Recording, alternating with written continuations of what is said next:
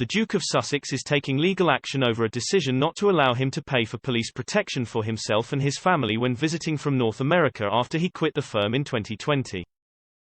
In the first stage of the case earlier this month, the Duke's lawyers asked Mr. Justice Swift to grant permission for a full hearing to have a judge review the Home Office's decision.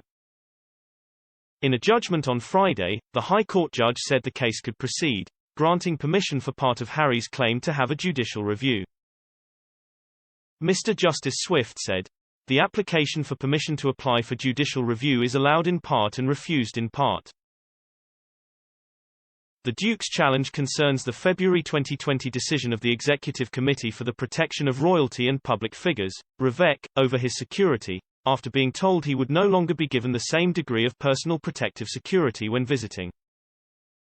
Harry lost the right to publicly funded protection when he stepped down as a senior royal and was told he could not privately pay armed police for the same levels of protection as the rest of the royal family during his visits to the UK.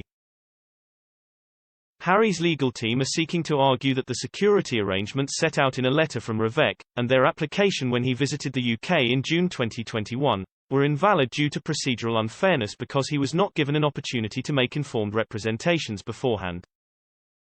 Shade Fatima QC, for the Duke, told the court earlier this month, he didn't know at that stage that the royal household was involved at all.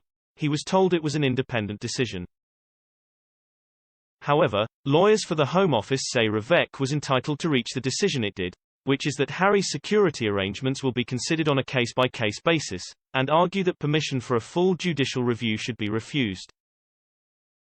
Sir James Eadie QC, representing the Home Office, said in written arguments that any tensions between Harry and royal household officials are irrelevant to his change in status.